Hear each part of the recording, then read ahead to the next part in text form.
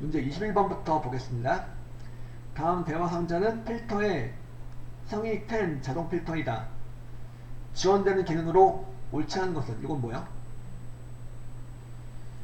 1번 보면은 상위 10 자동 필터는 숫자 데이터에만 적용할 수 있다. 그쵸? 숫자니까 상위 10개 중 상위 10개 상위 5개 이고 골라줘야 되니까 당연히 숫자여야 되겠죠. 그리고 상위, 중위, 하위로 표시할 수 있으며 필터 결과는 자동으로 정렬된다. 일단 상위, 중위, 하위가 아니고 상위, 중위로만, 상위, 하위로만 표시가 돼요. 상위, 하위만.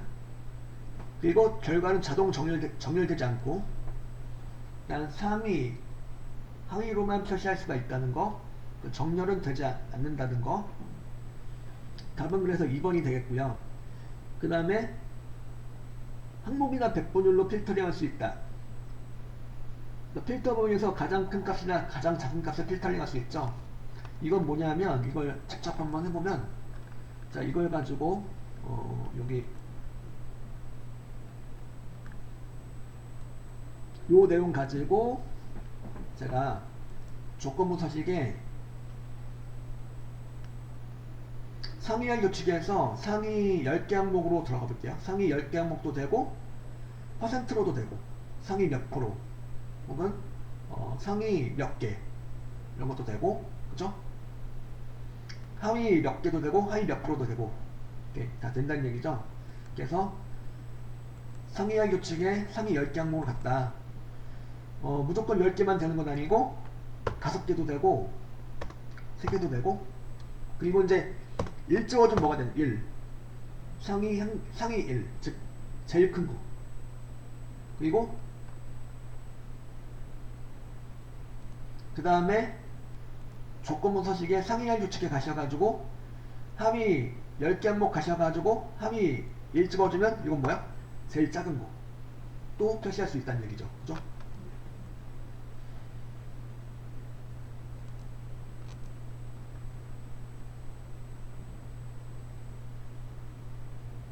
그래서 이제 답은 이제 2번이 되는 거죠. 21번 답은 2번이 되는 거예요. 21번 문제였고, 그 다음에 22번 다음 중 새 매크로를 기록할 때 과정에 대한 설명으로 옳지 않은 것은. 자, Alt F8을 눌러주면은 매크로 기록 대화 상자가 열릴까요? 아니죠. Alt F8은 뭐냐면 Alt F8은 매크로 보기 대화 상자. 그 매크로 기록 대화 상자를 열기 위해서는 Alt L R을 찍어주면 돼요. Alt L R. Alt 키 누르고 LR을 차례로 눌러주면 매크로 기록 대화 상자를 띄울 수가 있는 거죠.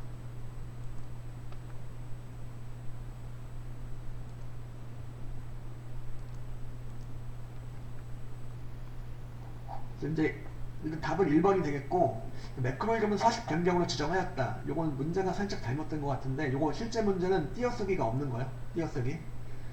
자, 띄어쓰기 매크로 이름으로 띄어쓰기 될까 안 될까요? 띄어쓰기.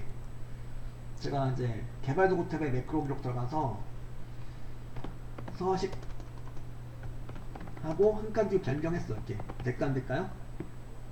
안 되겠죠. 띄어쓰기를 하시게 되면 안 돼요. 그래서 굳이 띄어쓰기 해야 되겠다 그러면 언더바를 치세요. 언더바. 서식 언더바 변경. 이렇게 이런 식으로 하시면 돼요. 그래서 요거는 문제가 좀 잘못 나온 것 같고요. 어쨌든 여기 이제 실제 문제는 서식 변경에 띄어쓰기 없는 걸로 이렇게 붙여서 써야지 문제가 많이 되는 거죠. 안 그럼 문제 1번, 2번도 답이 2번도 답이 되는 거죠. 그 바로가기 킬 갖다가 컨트롤 시프트 C로 지정하였다. 되죠? 매크로 기록을 할 때 컨트롤 시프트 C를 눌렀다. 시프트 C를 눌러주면은 컨트롤 시프트 C로 대문자 C로 이렇게 입력이 되면서 이렇게 이제 시프트 키도 같이 바로 가기도 조합이 되는 거죠. 컨트롤 C로도 물론 되고 컨트롤 시프트 C로도 되고요. 다 돼요.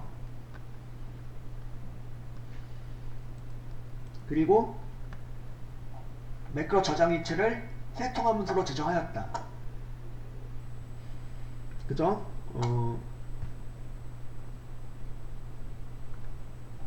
이것도 맞는 내용이고, 그래서 22번 답은 1번인데 요 2번 보기 내용으로 하신다면 2번도 답이 될 수가 있어요. 2번도. 그래서 요거는 문제 교정이 좀 필요할 것 같고, 서식 변경을 붙여서 써주셔야지, 아니면 여기 이제 서식 다음에 언더바를 찍고 하셔야지 말이 되는 거죠. 그죠? 22번 답은 일단 1번.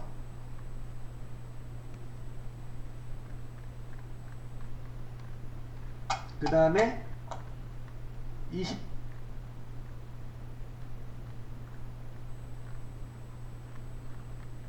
23번. 23번은 이제 다음도 A1부터 A4 영역에 대한 수식의 실행 결과가 다르게 나타나는 것은, 카운트리프 함수를 이용해서 B1부터 B4까지 중에서 이게 무슨 뜻일까? B3이 아니다라는 건데, B3이 뭐야? B3이 5네요? 5가 아니다. 5가 아닌 것의 개수를 구한다.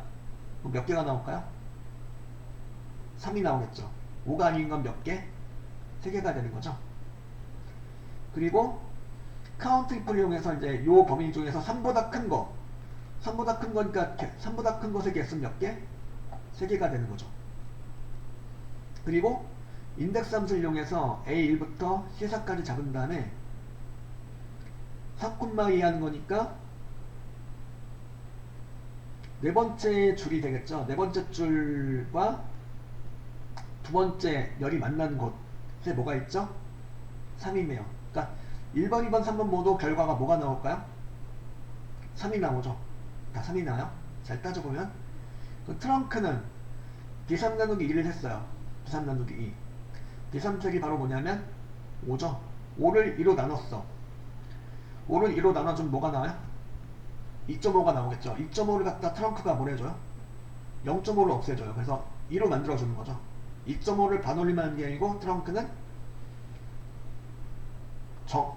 일단 자릿수를 따로 지정하지 않으시면은, 뭐 라운드 다운처럼 콤마 1 뭐 그런 게 이렇게 자릿수를 따로 지정하지 않으시면은 정수 이하로 내림을 해준다 이거죠. 그래서 2.5를 내림해주니까 2가 되는 거죠. 그래서 23번 답은 4번이 되는 거죠. 일단 23번까지 일단 풀어보았고요. 이거 직접 한번 해보면 좋을 것 같은데, 자, 제가 이렇게 세식들 추가해가지고 한번 해보겠습니다. 여기다 똑같이 한번 해볼게요. B3부터 어디까지요? B3부터 C6까지 잡았어. 이렇게 놓고 B3셀에서 이제 Shift 엔터를 누르면 셀 포인터가 좀 하얗게 된 게 어디로 갈까 그걸 보는 거죠. Shift 엔터를 눌러보겠습니다. Shift 엔터 눌러보니까 어디로 갔어요? 하얀 게 C6으로 갔죠. 그죠? 이게 1번이 되는 거고, 이게 1번 보기가 되는 거고, 그 다음에 다시 이제 또 엔터 쳐주면 엔터를 쳐주시면 다시 이제 하얗게 된 포커스가, 즉 셀 포인터가 B3셀로 이렇게 가요. 여기서 컨트롤 엔터를 누르면 셀 포인터는 C6셀로 간다. 볼게요. 한번 컨트롤 엔터를 쳐보겠습니다. 아무런 변화가 없죠. 컨트롤 엔터를 치는 경우는 어떤 경우예요? 뭔가 입력하고요. 어디가 입력하고, 네, 이렇게 커널, 입력하고 컨트롤 엔터 쳐주면 이렇게 선택된 범위에 걸쳐가지고 이제 커널이 쫙 들어가는 내용이었죠. 그 다음에 이제 B3셀에서 엔터를 3번 누르면 셀 포인터는 어디로 갈까요? 엔터 3번 눌러보겠습니다. 하나, 둘, 셋 쳐보니까 하얀 게 어디로 갔어요, 지금? B6으로 갔죠. 그죠?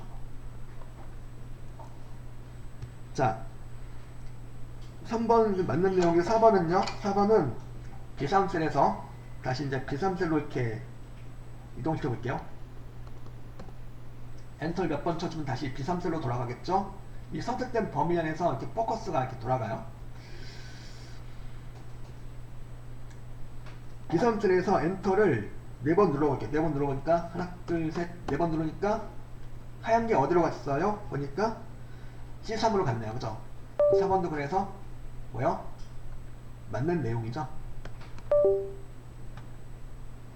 그래서 이제 24번 답은 몇 번이 되는 거죠?